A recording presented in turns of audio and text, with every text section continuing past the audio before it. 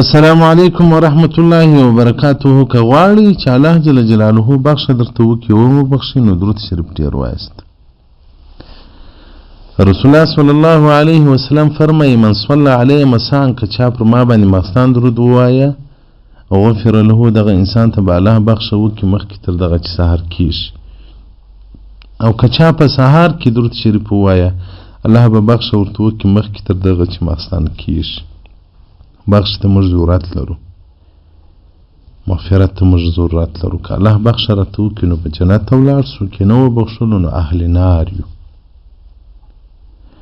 بخش ته موږ ضرورت لرو. د ګناهونو د عبادت حساب هلته پرېږده چې الله له موږ سره کوي، چې واجب الله د خپلو نعمتو حساب را سره وکړي چې الله وایي بدن مې در کړی و، جسد مې در کړی و، لاس پښې و، سترګې مې در کړي وې، ژبه مې در کړې وه، کتل دې په سترګو، په ژبه غږېدې، په غوږو دې اورېدل کول. د دې نعمتو شکر راته ووایه څه دې کړي دي. په غوږو دې سروز ډېر اورېدلی دي، او که دې په غوږو قرآن ډېر اورېدلی دي. په ژبه دې فالتو خبرې، د دنیا خبرې، غیبتونه ډېر کړي دي، او که دې زما ذکر ډېر کړی دي. په سترګو دې قرآن ته ډېر کتلی دي، او که دې موبایل ته ډېر کتلی دي. په لاس دې قرآن ډېر اخیستی دي، او که دې موبایل ډېر کښته پورته کړی. بخش ته موږ ضرورت لرو. الله چې بخښه وکړي هغه ګناهونه الله جل جلاله داسې معاف کړي چې په عملنامه کې هم ورک سي، د ملایکو له ذهنه سه هم الله وباسي، او په ورځ قیامت چې پر انسان باندې لاسونه او پښې شاهدي ادا کړي له هغو څخه هم الله هېر کړي. نو هغه د بخښې و د مغفرت مقام په درود شریف سره راځي. بلکې موږ یوازې نه چې بخښ ته ضرورت لرو، زموږ پلار او مور آدم علیهم السلام، حوا رضی الله تعالی عنها چې د انسانیت بنیاد دی، د انسانیت رأس دی، انسانیت بشریت له دې را شروع سوی دی. هغه الله جل جلاله ته څه فرمایي؟ بسم الله الرحمن الرحیم. قال ربنا ظلمنا أنفسنا وإن لم تغفر لنا وترحمنا لنكونن من الخاسرين. قال دی دور ته ویل ربنا ای رب موږ ظلمنا، موږ ظلم کړی دی انفسنا پر خپلو ځانو، وإن لم تغفر لنا که ته موږ ته مغفرت ونه کړې، وترحمنا پر موږ رحم ونه کړې، لنکونن من الخاسرین موږ به له تاوانیانو څخه سو. ګوره آدم علیه السلام تعالی جل جلاله ویلو په جنت کې هر څه خوره یو دا د غنم دانه مه خوره. آدم علیه السلام ګناه نه ده کړې. علما کرام وایي دی په خپل اجتهاد کې سهو سو. الله علما یې خوره، ده دا فکر وکړي چې دا وخورم دائم به په جنت کې به همیشه پاتې سم. شیطان هوا رضی الله تعالی ته یو چل جوړ کړي چې د آدم علیه السلام باندې دا د غنم دانه وخوره. هوا نه راله الله د ما وخوړلې چې نه راوکول تی هم وخوره. ده چې وخوړل چې سر خرابه سو. پر هغه سهو باندې دی الله ته وایي که ته موږ نه وبخښې نو موږ هلاک کړي. او موږ چې لوی لوی ګناهونه کړي دي، جرمونه مو کړي دي، او غټې خطاوې رسوي دي، نو موږ به نو څونه مغفرت و بخښ ته ضرورت لرو. موږ تر هر چا ډېر مغفرت ته ضرورت لرو. نو هغه مغفرت چې الله راته کوي هغه د درود شریف په برکت سره، نو باید موږ درود شریف ډېر وایو، درود شریف ډېر ووایو. ادر الممدود صفحه 209. او دغه رنګه درود شریف چې انسان وایي ډېر یې وایي الله جل جلاله به په ژوند کې برکت کښېږدي، په عمر کې به برکت کښېږدي، په خبرو کې به برکت کښېږدي، په اولادو کې به برکت کښېږدي. حتی تر داسې اندازې کې څوک ډېر درود وونکی د هغه په اولادو کې به له اثرات راځي، اولادونه بې لا نیکان وي. نو موږ خو ضرورت لرو چې اولادونه مصالحان سي. نو درود شریف ډېر وایاست. صحابه کرامو ډېر محبت د محمد رسول الله صلی الله علیه وسلم سره درلودی. فضیله بن عبید الاسلمي او د ابن ورع د دې دوه صحابه کرامو په مابینځ کې مقابله وه، هغه چې یې ویشتل. رسول الله صلی الله علیه وسلم رالی دا د دې مقابلې ښه خوند ورکړي. رسول الله صلى الله عليه وسلم فضيله بن عبید توایی ای بني اسماعیل د اسماعیل زوی که ستا پلار لا ښه غشي ویشتل ښه نښانې ویشتي زه د ابن ورا ملګری یم راسي رسول الله صلی الله علیه وسلم د دا بل صحابي ملګری سو چې هغه غشي یې نه وی زده یا زده وله ده یې نه وی زده لکه د دا بل صحابي نارې ما وځه ووځه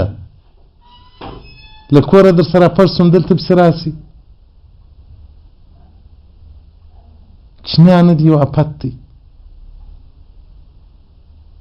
اوس خو نو بیا دوی هم سي یوه به د وي فرمایشونه یا ډرونه به راوړي بیا به د دا بل ته راوړي نو د دې دوه صحابه کرامو په مابینځ کې مقابله وه رسول الله صلی الله علیه وسلم یوه صحابي ته وایي وایي ستا پلار هم ښه غشي ویشتل نو زه به د دا بل ملګری سم راسې اوس نو غشي سره وویلو حضرت فضیله رضی الله عنه مبارک غشي یا هغه لیندۍ و هغه د زمانې چې کوم شی و غشي په ویشتل کېدل هغه یې کښېښوی پر مځکه باندې رسول الله صلی الله علیه وسلم مبارک تیار سو ویل یا رسول الله چې ته د ده ملګری سوې زه مقابله نه کوم ستا سره موږ ته نه ده مناسب چې ستا سره مقابله وکړو موږ ته نه ده مناسب چې ته د یو چا ملګری سې او موږ ستا په مقابل کې بیا غشي وویلو ګوره دا خو د صحابه کرامو سره د رسول الله صلی الله علیه وسلم مبارک یو عادي بې قیده ژوند راځئ غشي وویلو راسئ ساعت تېر کړو صحابه کرامو ساعت تېرېدل د اسانو ځغاسته او غشي ویشتلو په حدیث مبارکه کې هم راځي وایي هره بازي و هره لوب و هغه ناروا د ماسې والا رمې له ویشتلو د غشي ماسې وه او د اسانو څانګ هغه به هم په دې نیت و قصد باندې سړی کوي چې مثلا آس ځغاسته یې زده کړي د جهاد دپاره غشي یې زده کړي د جهاد دپاره هی اوس زموږ کرکټ و فوټبال و هی بلاوې چې انسانان سره کوي ګډ ډوله د الله دې موږ ته هدایت وکړي جهاد ته تروریزم ویل کېږي جهاد پاته سو مسلمانانو چې کوم خوی و خصلت و هغه نن ټول ترک دي د یهودو د نصاراو شاعرو د هغو رواجونه په موږ کې اوس عملي دي پخوا به ځوانانو د قرآن مینه درلوده په قرآن کې به مسابقې کولې سره چې یو تر بل له مخه سي اوس په کرکټ کې اوس په موبایل کې په ګیمو کې قرآن پاته سو نبوي ژوند پاته سو نو دغه فضیله رضی الله تعالی عنه د رسول الله صلی الله علیه وسلم ته عرض وکړ یا رسول الله که ته د ابن ورا ملګری یې نو زه به غشي نه ولم ځکه ستا په مقابل کې ماته نه ده مناسب چې زه بازي وکړم دا د صحابه کرامو ادب و محبت و الله دې موږ ته ادب و محبت را نصیب کړي